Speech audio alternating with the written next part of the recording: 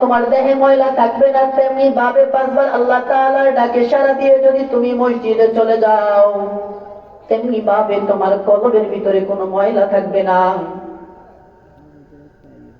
আল্লাহ তাআলা পবিত্র কুরআনুল কারীমে আরো বর্ণনা করে দিয়েছেন।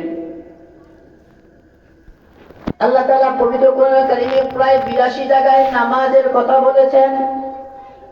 1-2 জায়গায় বলেন নাই, 82 জায়গায় বান্দাকে নামাজ কায়েমের কথা বলে দিয়েছেন। আল্লাহ তাআলা বলছেন, তোমরা নামাজ সমাজের ভিতরে নামাজ কায়েম করো। যে ব্যক্তি নামাজ কায়েম করবে সে নিশ্চয়ই নামাজি হয়ে নামাজ কায়েম করবে। এজন্য আল্লাহ তাআলা বলেন নাই যে তুমি নামাজ পড়ো, আল্লাহ তাআলা বলছেন তুমি নামাজ কায়েম করো। কারণ আল্লাহ তাআলা জানে সেই ব্যক্তি তা করতে পারে, সেই ব্যক্তি তা বলতে পারে, যিনি তা জানেন তাই বলতে পারেন। আল্লাহ তাআলা বলছেন তুমি নামাজ কায়েম করো। ওয়াকিমুস সালাতা ওয়া আতুজ যাকাত ওয়াকিমুস সালাম। আল্লাহ বলছেন তুমি সমাজের ভিতরে, তোমার এলাকার ভিতরে, তোমার বাড়ির ভিতরে, তোমার ঘরের ভিতরে তোমার আত্মীয় স্বজনকে নামাজের দাওয়াত পৌঁছে দাও। তোমার নামাজের ডাকে সাড়া দিবে মানুষ তখন যখন তুমি নিজে নামাজি হবে। তুমি নিজে যখন আল্লাহ তাআলার দরবারে 5 ওয়াক্ত নামাজে সাড়া দিবে, তখন তুমি নিশ্চয়ই তোমার ডাকে অন্য বান্দাগুলো সাড়া দিয়ে নামাজে চলে আসবে। তেমনি ভাবে তুমি নামাজ কায়েম করতে থাকো। তুমি নামাজ পড়লে তুমি নামাজ কায়েম করতে পারবে। আর এই নামাজ আল্লাহ তাআলা বলেন ইন্নাস সালাতা তানহা আনিল ফাহশাই ওয়াল মুনকার। আল্লাহ সুবহানাহু ওয়া তাআলা বান্দাকে ডাক দিয়ে বলছেন, এ আমার বান্দা, ইন্নাস সালাতা, নিশ্চয়ই নামাজ, তানহা আনিল ফাহশাই ওয়াল মুনকার, তোমাদেরকে আল্লাহ তাআলা তুমি যখন 5 ওয়াক্ত নামাজ খুশু খুজুর সাথে আদায় করবেন, তখন আল্লাহ তাআলা তোমাকে ফাহিশা কাজ থেকে, খারাপ কাজ থেকে, অশ্লীল কাজ থেকে, সমাজের খারাপ অশ্লীল কাজ থেকে আল্লাহ তাআলাকে তোমাকে মুক্তি রাখবেন। আল্লাহ তাআলা বলেন ইন্নাস সালাতা তানহা আনিল ফাহশাই ওয়াল মুনকার। বান্দা তুমি যখন 5 ওয়াক্ত নামাজ খুশু খুজুর সাথে আদায় করে নিবে, তখন আমি আল্লাহ তাআলার দায়িত্ব হয়ে যায় তোমাকে দুনিয়াবি সকল হারাম ও খারাপ কাজ থেকে দূরে রাখবার জন্য আমি আল্লাহ তাআলার উপর দায়িত্ব পড়ে যায়। আমাদের সমাজে মানুষগুলো নামাজ পড়ে, নামাজের সঠিক নিয়ম অনেকেই জানেন না। এই নামাজের গুরুত্ব আল্লাহ তাআলার কাছে অনেক প্রিয়, অনেক বেশি গুরুত্ব, যে কারণে কাল কিয়ামতের ময়দানে আল্লাহ তাআলা বলছেন, আমি আল্লাহ তাআলা কাল কিয়ামতের ময়দান যখন সাজাবো, সর্বপ্রথম আমার প্রত্যেকটা বান্দার কাছ থেকে নামাজের হিসাব নেব।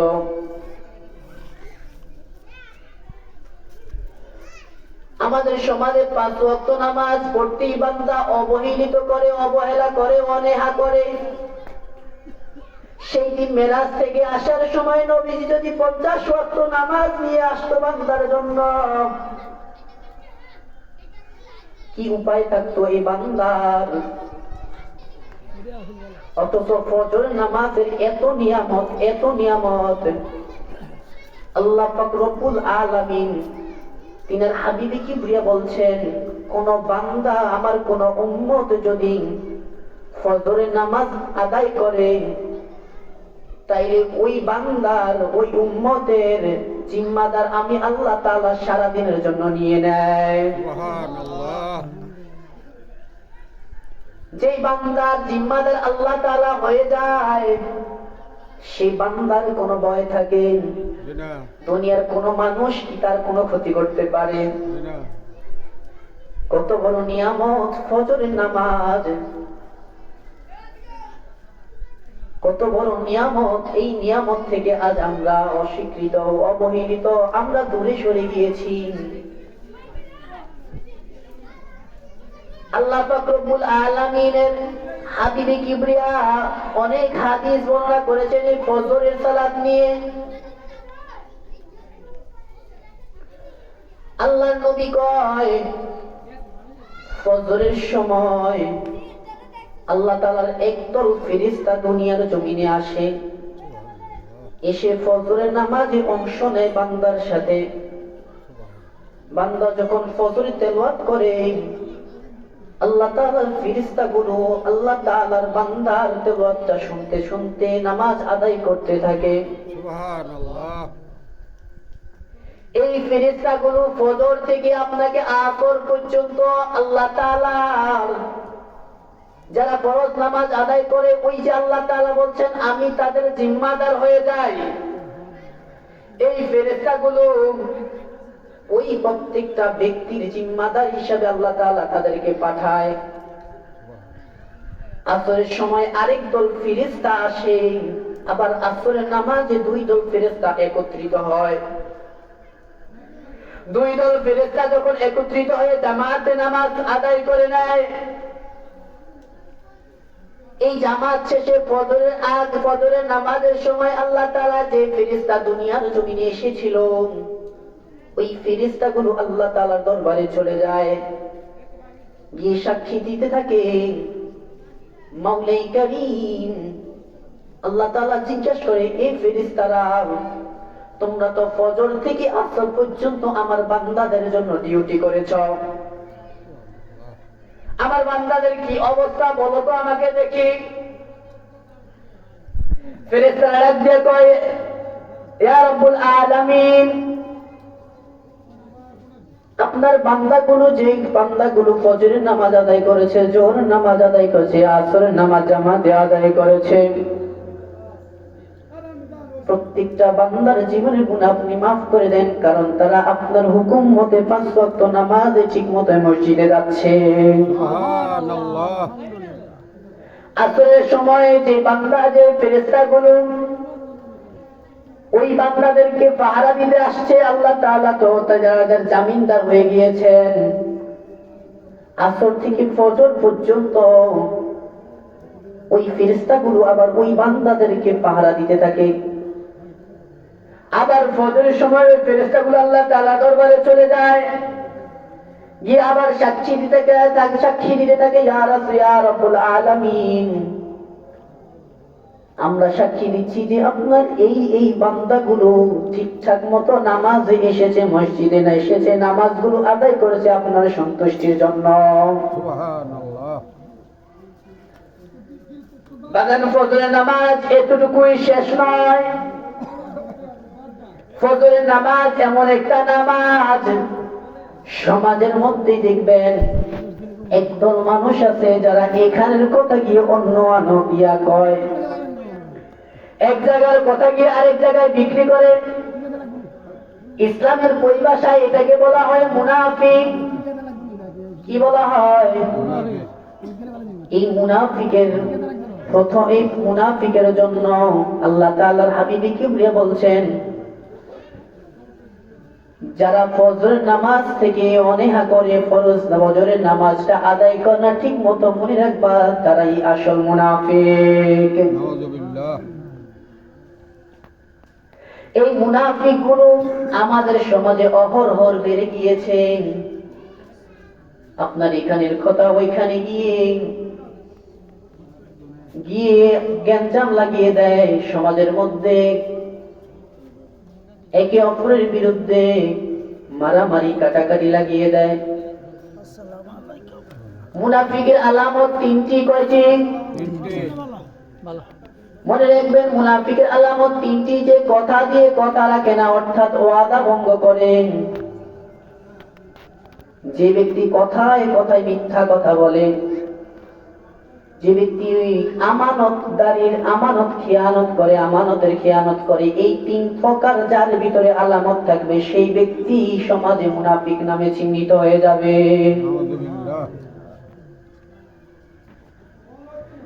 এই ফজরের নামাজের সালাতের এত বড় নিয়ামত আপনি চিন্তা করতে পারেন। আপনি যখন ফজরের নামাজটা আদায় করেন তখন আল্লাহ পাক রব্বুল আলামিন আপনার জিম্মাদার হিসাবে থেকে যায়। আল্লাহ তাআলা বলেন, আমার ওই বান্দাগুলোর কোন দুনিয়ার মানুষ, আমার অন্য যে বান্দাগুলো নামাজ থেকে বিতাড়িত রয়েছে, ওই বান্দাগুলো চাইলেও ওই বান্দার ক্ষতি করতে পারবে না, ওই বান্দাকে কিছু করতে পারবে না। কারণ আমি আল্লাহ তাআলার দরবারে সে ফজর নামাজের সালাত আদায় করেছে, আমি আল্লাহ তাআলা তার জিম্মাদার হয়ে গিয়েছি। সুবহানাল্লাহ। বাজান, ফজরের নামাজ, জোহরের নামাজ, আসরের নামাজ, মাগরিবের নামাজ, ইশার নামাজ, আল্লাহ তাআলার কাছে সর্বোত্তম প্রিয় হচ্ছে ফজরের নামাজ। আল্লাহ রাসূল অন্য হাদিসে বলেন, আল্লাহ তাআলা তাদেরকে বেশি পছন্দ করেন যারা ফজর আর ইশার, অন্য হাদিসে আসছে যারা ফজর আর আসর নামাজ আদায় করে আল্লাহ তাআলার কাছে সবচেয়ে প্রিয় বান্দা হিসেবে তারা থাকে। আমাদের সমাজে মানুষগুলো নামাজ আদায় করে সঠিক নামাজের নিয়মগুলো জানে না। নামাজে এসে মসজিদে ঢুকে যায়, যার যেমন ইচ্ছা তেমনি ভাবে নামাজ আদায় করতে থাকে, সঠিক নিয়মগুলো জানারও চেষ্টা করে না, মানারও চেষ্টা করে না। অথচ নামাজ ফরজ ইবাদত, এমন একটা ইবাদত আল্লাহর রাসূল বলেন, এক ওয়াক্ত এক রাকাত ফজরের নামাজ যদি কেউ ছেড়ে দেয়, কিয়ামত পর্যন্ত যদি নফল ইবাদত করতে থাকে, ওই এক ওয়াক্ত এক রাকাত নামাজের সমান হবে না।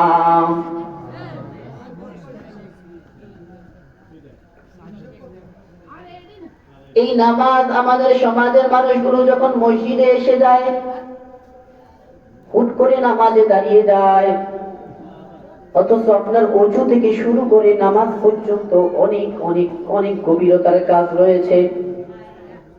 প্রথমত আপনি যখন ওযু করবেন, ওযুর দোয়া রয়েছে, ওযুর নিয়ত রয়েছে, বিসমিল্লাহ বলে ওযু শুরু করতে হয়। ওযু করতে করতে আপনি আস্তাগফিরুল্লাহ পড়তে পারেন। কেননা নবীজি একটা হাদিসে বর্ণনা করেছেন, বান্দা যখন ওযু করে, ওযুর পানি যখন গড়িয়া গড়িয়া নিচে পড়ে, মাটিতে জমিনে যত ফোঁটা পানি পড়ে, আল্লাহ পাক ওই বান্দার ওই ওযুর প্রত্যেকটা ফোঁটার পানি পরিমাণ আল্লাহ তাআলা তার জীবনের গুনাহগুলো মাফ করে দেয়। সুবহানাল্লাহ। আপনি যখন ওযু করে ওযু শেষ করবেন, তখন আল্লাহ তাআলার দরবারে কালিমা শাহাদাত আদায় করতে হয়। তারপরে আপনি যখন মসজিদে যাবেন, মসজিদে ঢোকার পরে আমাদের নামাজ হয়েছে 3 ভাগ। মুফাসসির কেরামগণ বলেন নামাজ হচ্ছে 3 প্রকার। এক প্রকার নামাজি মসজিদে আসে আর চলে যায়, নিজের ইচ্ছা মতো নামাজ পড়ে, নামাজে খুশুও নাই, খুজুও নাই, নিয়মও নাই, কানুন নাই, কিছুই নাই। নামাজে আসে আর গেল, নিজের ইচ্ছা মতো নামাজ আদায় করলো, এই নামাজের কোনো দাম নাই। আর এক প্রকার নামাজি মসজিদে ঢুকে অন্য আরেক ব্যক্তি এই ব্যক্তির নামাজ দেখতে, এই কারণে এই নিয়তে নামাজ পড়তে যায়, আমার নামাজের নিয়মগুলো যেন অন্যজন দেখে, যেন আমারে বাহবা দেয়, না ইনি তো নামাজ পড়ে। এই নামাজকে বলা হয় মুনাফিকি নামাজ। এই নামাজে আল্লাহ তাআলা সন্তুষ্ট আসে না, খুশু খুজু আসে না। কেন খুশু খুজু আসে না? আল্লাহ তাআলা বলছেন, আল্লাযীনা হুম লিফুরুজিহিম হাফিজুন। কারণ তারা তো নামাজের হিফাজতে করতে জানলো না।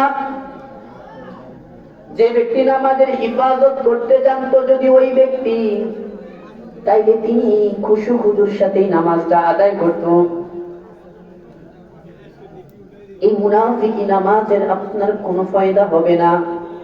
আপনি যখন যাবেন আল্লাহর দরবারে সারা দিতে, আল্লাহর দরবারে সাক্ষী দিতে, আল্লাহকে স্মরণ করে, তখন আপনার কলবের নিয়ত থাকতে হবে আমি আল্লাহ তাআলার সন্তুষ্টির জন্য নামাজ আদায় করব। সুবহানাল্লাহ। এই মুনাফিকি নামাজগুলোর সম্পর্কে আল্লাহ তাআলা সূরাতুল মাউনে বলে দিয়েছিলেন,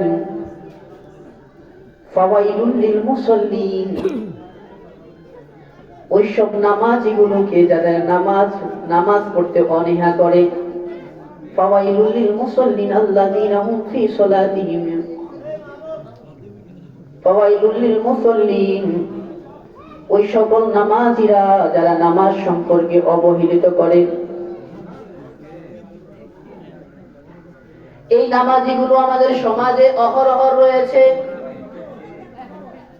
কারণ আমি তো মসজিদে নামাজ পড়াই, দেখতে পাই কার নামাজ কেমন, কে কেমনে নামাজ পড়ে, কোন নিয়তে নামাজ পড়ে, কারে দেখানোর জন্য নামাজ পড়ে।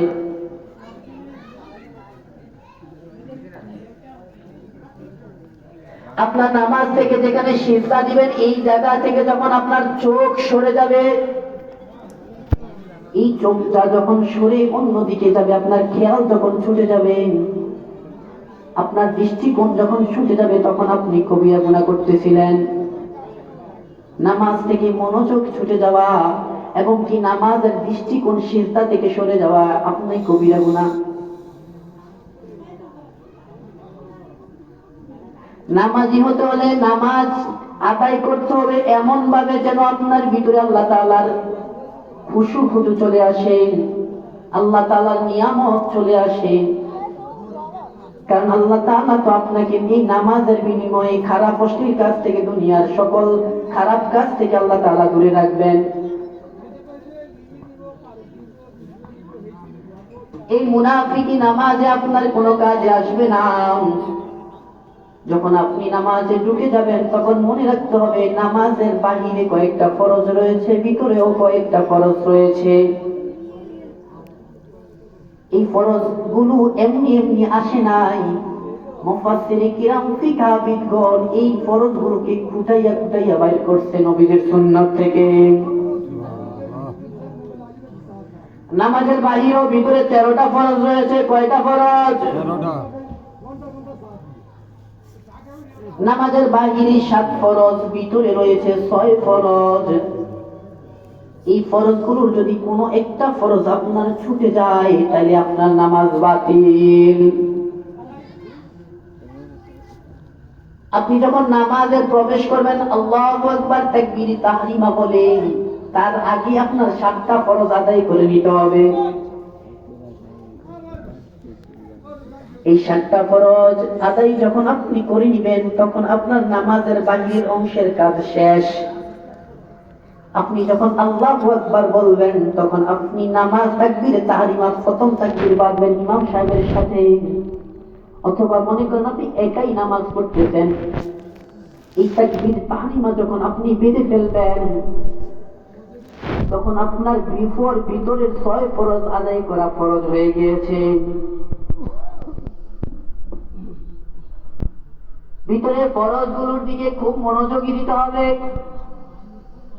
এই 6টা ফরজ যদি আপনি না জানেন, আপনি জানবেন না আপনার নামাজটা কোন দিক দিয়ে ছুটে গেছে। তাকবীরে তাহরিমা আদায় করতে হবে, প্রথম তাকবীর আদায় করতে হবে, দাঁড়ায় নামাজ পড়তে হবে। ফরজগুলোর 6টার ভিতরে কি একটার ভিতরে কইছে যে বইয়া নামাজ পড়তে? ছেলের ভিতরে বইসা নামাজ পড়তে কইছে? এই 6টা ভিতরের ফরজের ভিতরে একটার ভিতরে মুফাসসিরে কেরাম খুঁজা বার করেন নাই, বলেনও নাই যে ছেলের ভিতরে বইসা নামাজ পড়তে হবে। আজ পর্যন্ত কোন মুফাসসিরে কেরাম ফিকহাবিদগণ বলে যান নাই যে ছেলের ভিতরে তুমি নামাজ পড়তে পারবে বসে বসে। অথচ নবীজির হাদিস এমন রয়েছে, তুমি যদি অসুস্থতা ফিল করো, যদি তুমি একেবারে না দাঁড়াইতে পারো, যদি তোমার শরীর দুর্বল হয়, তুমি দাঁড়াইয়া নামাজ পড়তে পারবে না তোমার মনে হয়, তখন তুমি বসে বসে নামাজ আদায় করো। ওজরবিহীন যদি কেউ বসে নামাজ আদায় করে, ওই 6 ফরজের একটা ছুটে যাবে, তার নামাজ হবে না। যদি তুমি বসে বসে নামাজ পড়তে যদি অসুবিধা হয়ে যায়, তাহলে তুমি শুয়ে শুয়ে নামাজ পড়ো, ইশারায় নামাজ পড়ো। অর্থাৎ আল্লাহ তাআলা তোমার উপরে নামাজকে ফরজ করে দিয়েছে, একবারও বলে নাই যে তুমি অসুস্থ হয়ে গেল নামাজ পড়া যাবে না, নামাজ তোমার পড়তে হবে না, একবারও আল্লাহ তাআলা বলেন নাই। নামাজ, রোজা, হজ, যাকাত, এই প্রত্যেকটা ইবাদত আল্লাহ তাআলার কাছে ফরজ। কুরআনুল কারীমে আল্লাহ তাআলা যতটুকু ইবাদতের ঘোষণা দিয়েছেন, প্রত্যেকটা ইঞ্চি ইঞ্চি পরিমাণ প্রত্যেকটা পালন করা বান্দার জন্য ফরজ। সুবহানাল্লাহ। আপনি যখন তাকবীরে তাহরিমার পরে দাঁড়াইয়া নামাজ পড়বেন, তারপরে আপনাকে কিরাত পড়তে হবে। এই কেরাত গুলো যদি সহি শুদ্ধভাবে আপনি না আদায় করেন, আপনার নামাজে ত্রুটি থেকে যাবে, নামাজ শেষ হয়ে যাবে। রুকু করা, চতুর্থ নাম্বার রুকু করা। আপনি যখন নামাজের রুকুতে যাবেন, তখন রুকুটা যদি আপনি সুন্দরভাবে আদায় না করেন, তাইলে আপনার রুকুটা পরিপূর্ণ হবে না, নামাজটাও পরিপূর্ণ হবে না। রুকু করার নিয়ম রয়েছে।